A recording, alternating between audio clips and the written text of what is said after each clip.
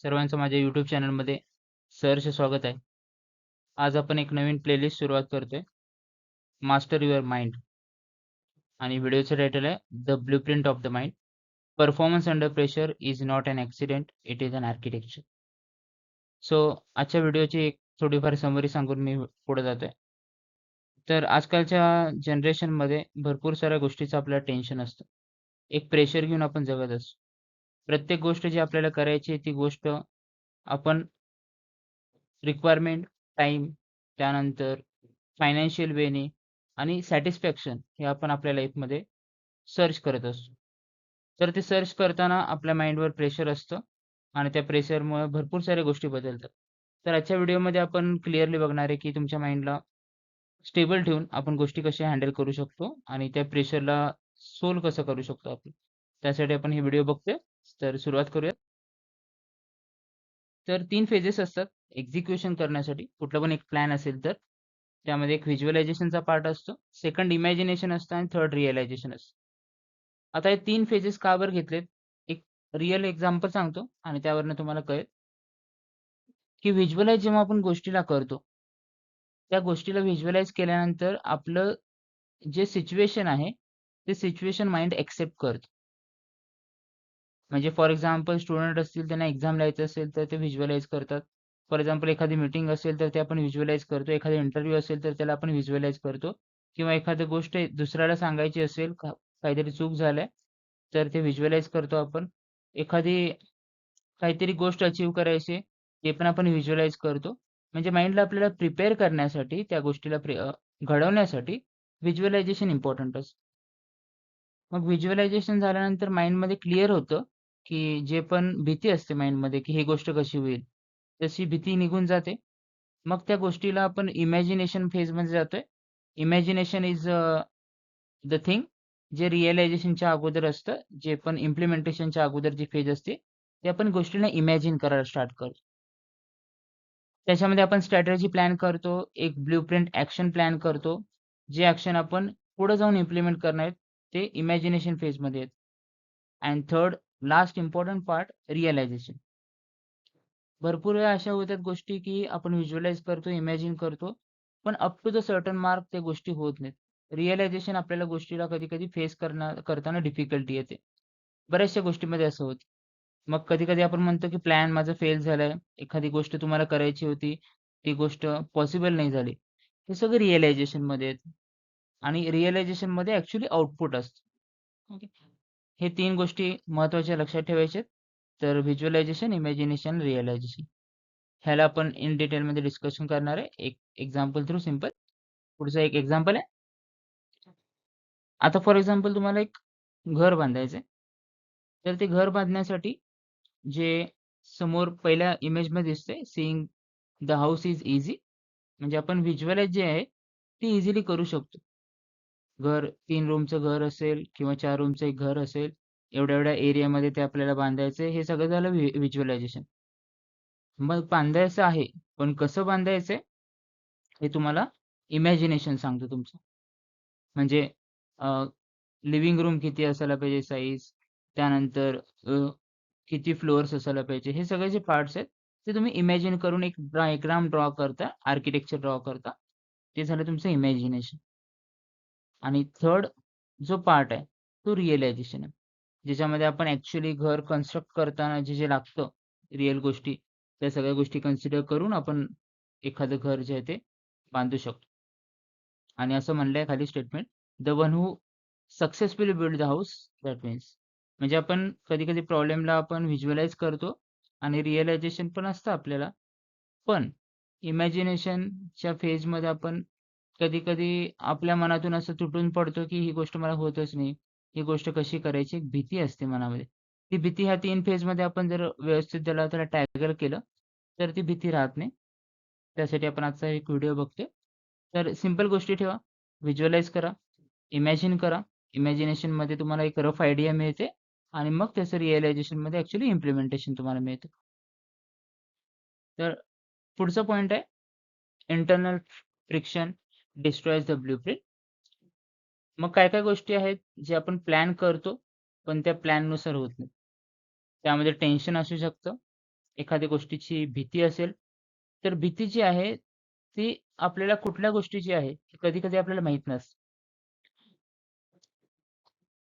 मग जर तुम्ही जॉब करत असाल, तर पैसे संपल्यानंतर आपण सर्व्हायव्ह कसं करायचं, हे पण एक भीती आहे.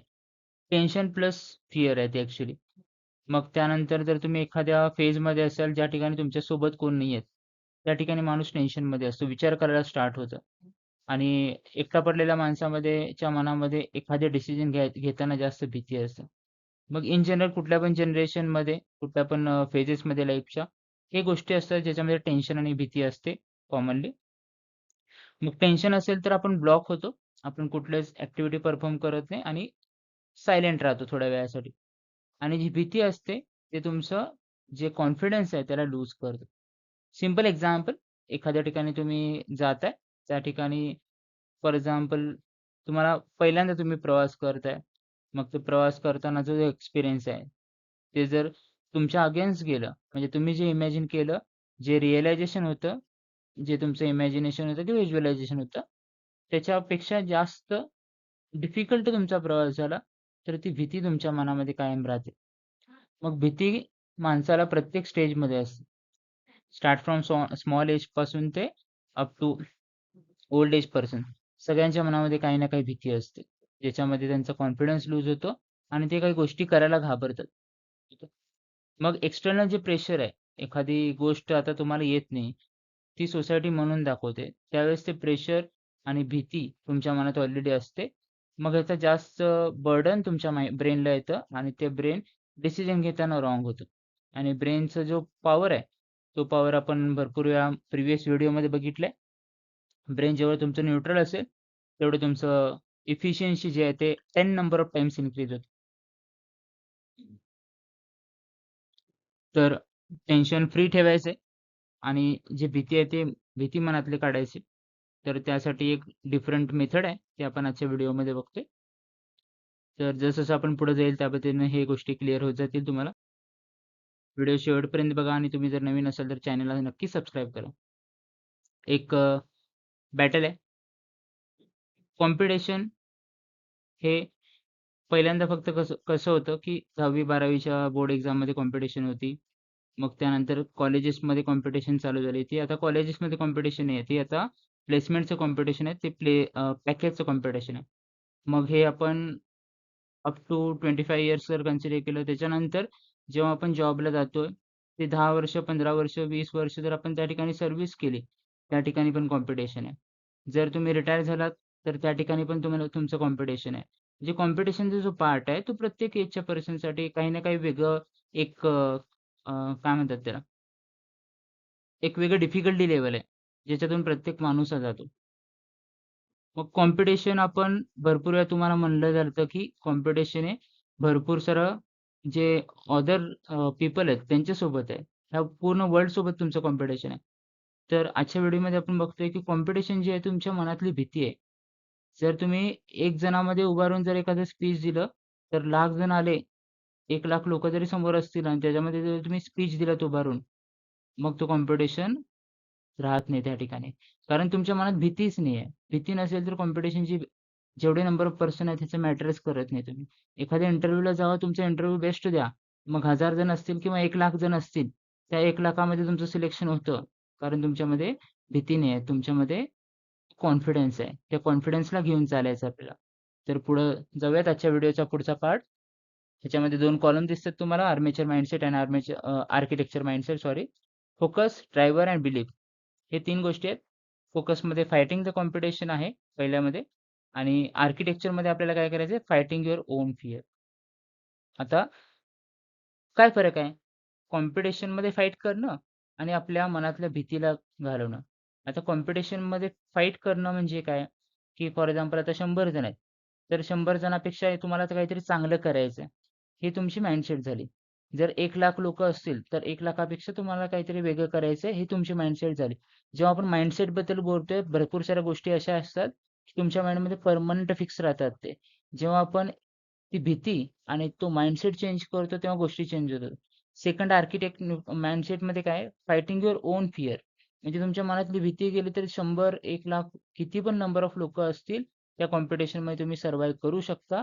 कारण तुम्ही तुमच्या मनाने आतमध्ये जिंकलात आणि जो माणूस मनाने जिंकलेला असतो त्याला कुठलीच शक्ती ही हरवू शकत नाही. लक्षात ठेवा कारण.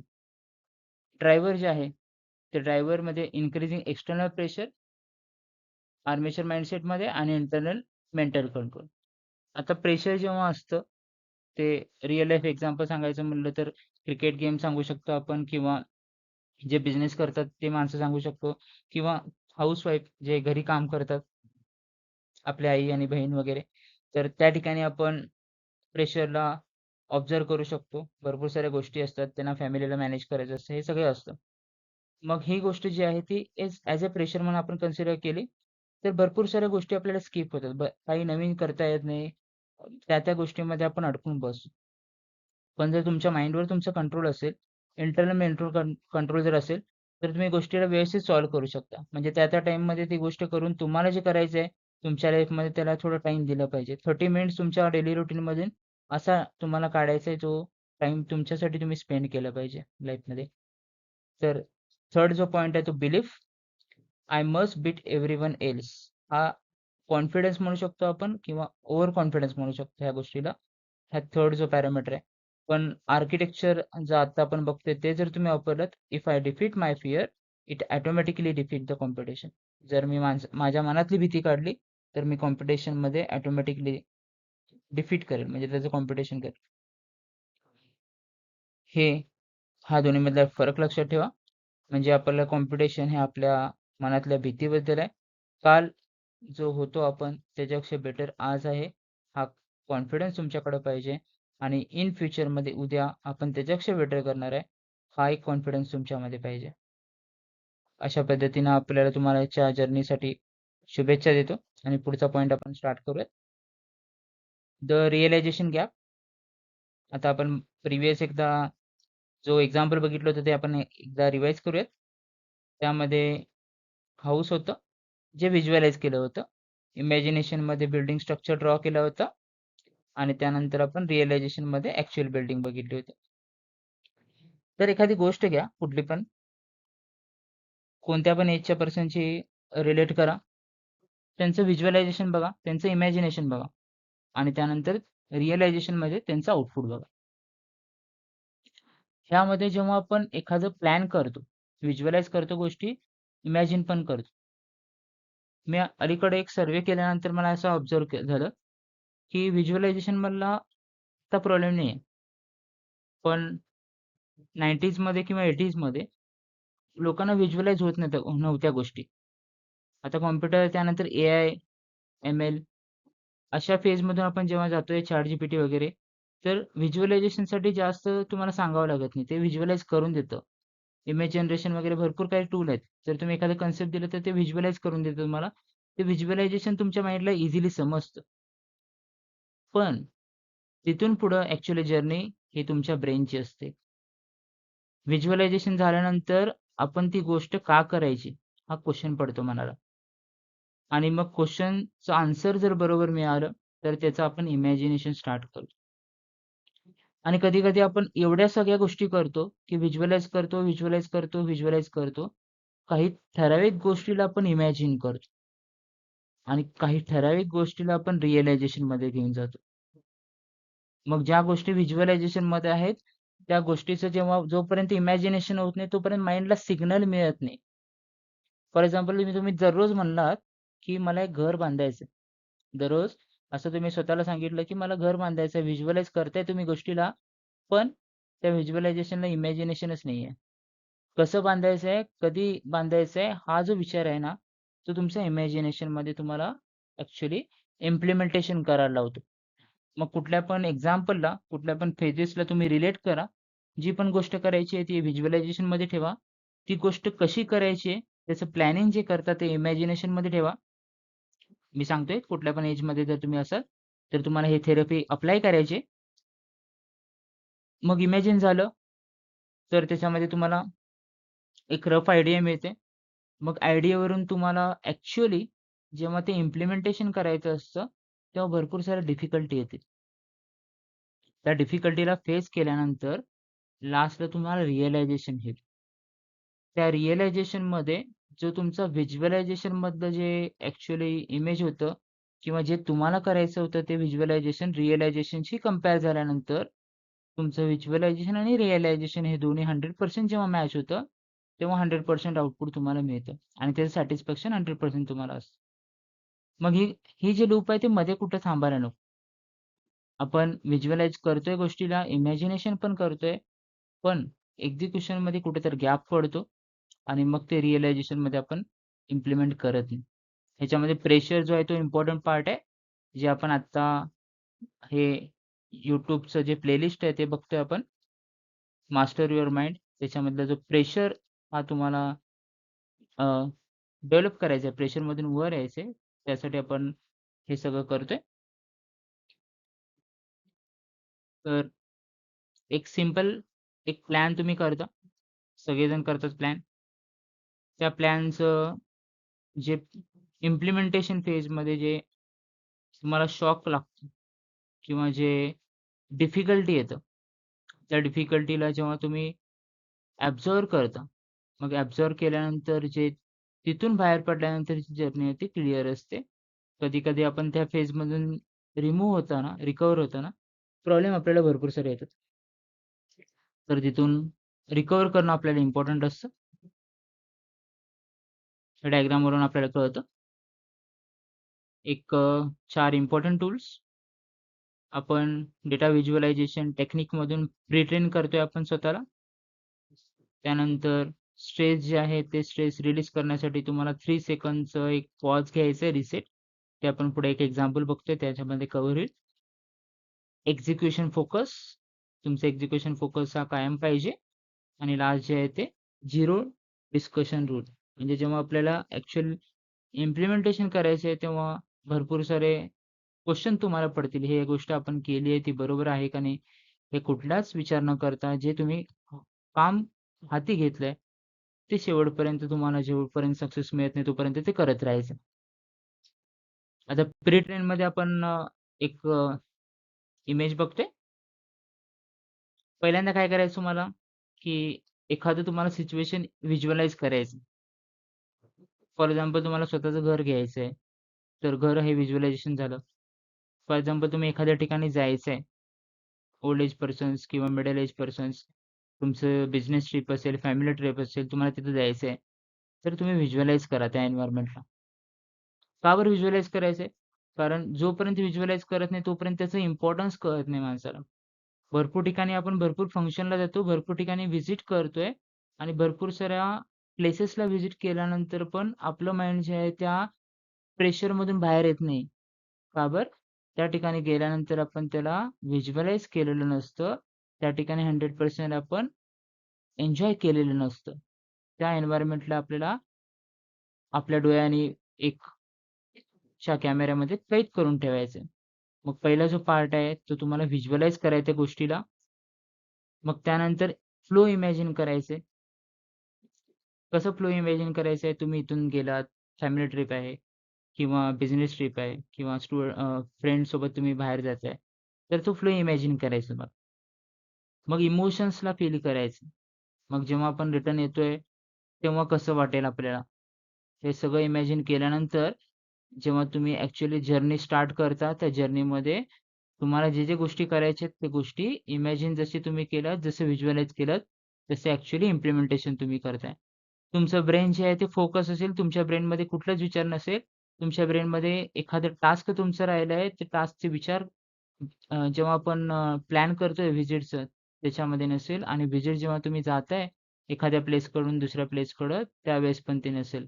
कारण व्हिज्युअलायझेशनमध्ये जे गोष्टी झाल्या, जे प्लॅनिंगमध्ये झालंय, जे तुम्ही इमॅजिनेशनमध्ये केलंय, ते तुम्हाला ॲक्चुअलमध्ये करायचंय. हे तुमच्या ब्रेनला तुम्ही स्वतः सिग्नल देताय आणि जसं तुमच्या ब्रेनला तुम्ही सांगता, तसं ते 100% काम करतं. बिलीव्ह करा, ह्या जगातले भरपूर सारे अशा गोष्टी आहेत, भरपूर सारे असे लोक आहेत, जे सक्सेसफुल आहेत. त्यांच्या ब्रेनमध्ये जे त्यांनी इम्प्लिमेंटेशन करतात, ते 100% त्यांनी अचीव्ह करतात त्यांच्या लाईफमध्ये. कारण त्याचं व्हिज्युअलायझेशन, इमॅजिनेशन आणि क्लिअॅरिटी हे त्यांच्या ब्रेनमध्ये हे 100% त्यांनी जसं सांगतात त्या पद्धतीनं ते ब्रेन ॲक्ट होतं. तसं आपलं पण असतं. सगळ्यांचं जे टेक्निक आहे ते सेम असेल. त्यामध्ये तुम्हाला व्हिज्युअलाइज करायचं आहे. तुम्ही स्वतःला त्या ठिकाणी त्या प्लेसला गेलाय. एखाद्या हिल स्टेशनवर गेलाय तुम्ही, तर त्यावेळेस तुम्ही तसं इमॅजिन करा. तुमच्यासोबत जे पर्सन्स आहेत, त्या पर्सनसोबत तुम्ही टाईम स्पेंड करताय हे इमॅजिन करा. मग तुमची जर्नी जी आहे ते स्टार्टपासून ते एंडपर्यंत एकदम ब्युटिफुल जर्नी होईल. तर हे प्री-ट्रेन झालं. जसं आपण आता ट्रिपचं बघितलं तसं एक्झाम्पल चेंज करा. According to your situation, according to your age, you can change the situations. Okay. मग असं थोडीच होतं, की जसं म्हणतो आपण तसं होतं 100%. मग कधी-कधी आपण काय करतो, की प्रेशर येतं माणसाला एखाद्या गोष्टी ऑब्झर्व्ह करताना किंवा एखाद्या गोष्टी लर्न करताना. त्यावेळेस फक्त तुम्हाला 3 सेकंद जे आहे, ते तुमचे श्वास होल्ड करून रिलीज करायचे आहे. तर जे आपले हार्टबीट वाढलेलं असतं, जी मनातली भीती असते, ती सगळी भीती होऊन एक आपली जी सिस्टम आहे, ती आपण रिबूट करू शकतो. पहिल्यांदा स्टॉप, न्यूट्रल ठेवायचं क्लोज करायचं आईजला 3 सेकंदासाठी. दीर्घ श्वास घ्या. त्यानंतर रिस्टार्ट करा. तुमचे आईज ओपन करा आणि रिझ्यूम करा. व्हिडिओ चालू होत असताना तुम्ही ॲक्टिव्हिटी करू शकता. अजून एकदा रिपीट करतोय. Stop, close your eyes for 3 seconds. दीर्घ श्वास घ्या. आपल्या श्वासावर लक्ष केंद्रित करा आणि त्यानंतर डोळे हळू-हळू उघडा आणि तुम्हाला जी गोष्ट करायची होती ती गोष्ट स्टार्ट करा. तुमचं 100% लक्ष त्या गोष्टीकडं डेफिनेटली असेल. सगळ्यात महत्त्वाचा पार्ट, एकदम महत्त्वाचा जो पार्ट आहे तो आपण आता बघतोय. तर महत्त्वाचा हा पार्ट मी भरपूर वेळा म्हणलं. महत्त्वाचा हा वर्ड भरपूर वेळा मी आता उच्चारलो.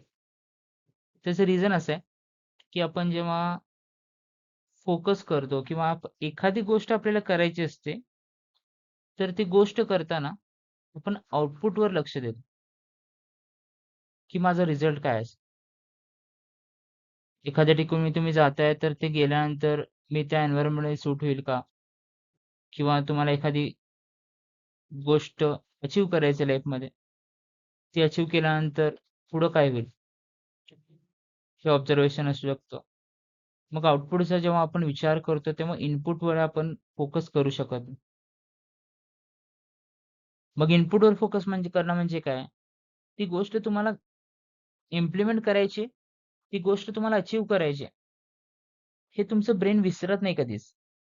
जर तुम्ही ठरवलं असेल तर फॉर एक्झाम्पल तुम्हाला एखादी गोष्ट अचीव्ह करायची ती तुमचं आउटपुट झालं. ते आउटपुट तुमचं ब्रेन कधीच विसरत नाही. जे पण तुम्हाला अचीव्ह करायचं ते.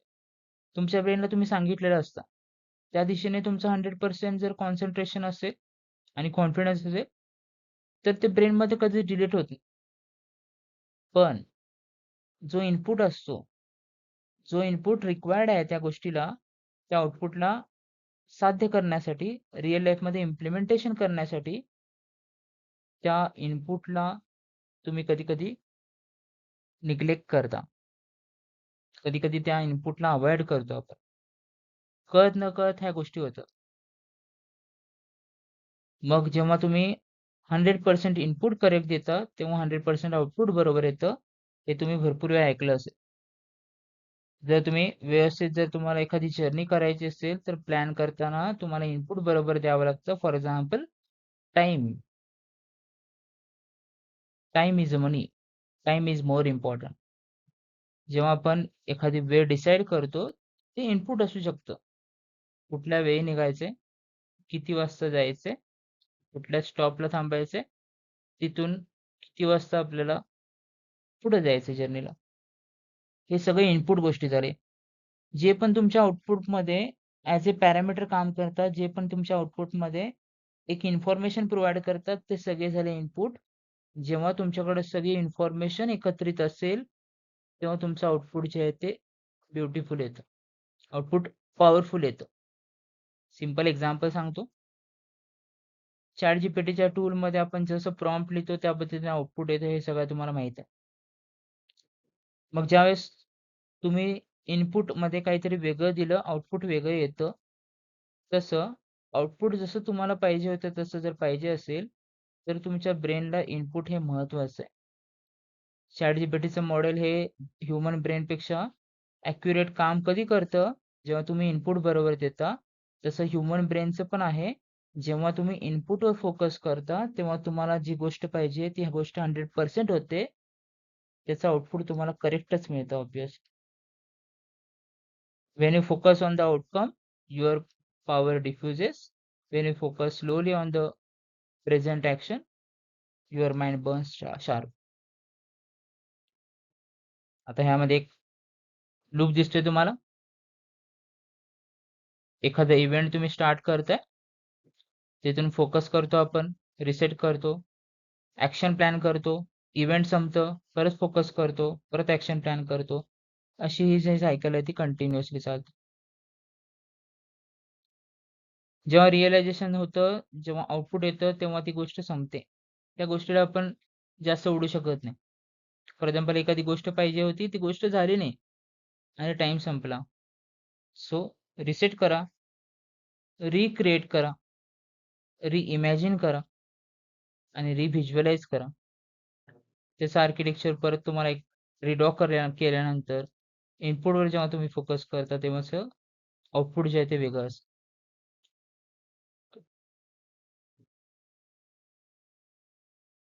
लास्ट पार्ट काय करायचं आहे ॲक्चुअली. तर पहिला पॉइंट आहे, you are not weak. Obviously कोणच वीक नाहीये. माणसाच्या ब्रेनला जी सुप्रीम पॉवर दिली ती कुठल्याच ॲनिमलमध्ये नाहीये. हे आपण एक्सेप्ट केलंय. You are not behind. तुम्ही मागे नाही आहेत. You just need to train your mind. तुम्हाला स्वतःला एक ट्रेन करायचं तुमच्या माइंडला. तुमच्या मनातली भीती, तुमच्या मनातलं प्रेशर हे सगळं तुमच्या कॉम्पिटिशनमध्ये एक बाधा आणतोय. त्या भीतीला आणि त्या प्रेशरला रिलीज करा आणि हे सगळं जेव्हा गोष्टी आपण करतो, तेव्हा तुमचं ब्रेन जे आहे ते जिंकतं आणि जेव्हा ब्रेन जिंकतं, तेव्हा जी गोष्ट ब्रेन करतं, ते 100% पॉवरफुल असेल. सो आजच्या व्हिडिओमध्ये एवढंच. अशा टाईपच्या ह्याची पुढची जी सीरीज आहे, ह्याचा पुढचा जो व्हिडिओ आहे, तो याच्यापेक्षा थोडा ॲडव्हान्स पार्टवर असेल. तर सर्वांनी हा व्हिडिओ नक्की बघा आणि ज्यांनी बघितलंय त्यांनी जास्तीत जास्त लोकांपर्यंत हे पोहोचवावं आणि थोडं सपोर्ट करावं. त्यांच्या जीवनातलं प्रेशर, त्यानंतर बाकी सगळ्या गोष्टी काढून टाकून त्यांच्यामध्ये 100% आपल्याला जो इम्प्रूव्हमेंट करायचं आहे, त्यासाठी आपण हे लाईफ लर्निंग लेसन हे चॅनल काढलं आहे. सो माझी एक रिक्वेस्ट आहे सगळ्यांना, की ह्या चॅनलच्याद्वारे तुम्हाला ज्यांच्यापर्यंत हा मेसेज पोहोचवता येईल, तो तुम्ही नक्की पोहोचवा. Thank you for supporting. Thank you one and all. भेटूयात आपण पुढच्या व्हिडिओमध्ये. Thank you.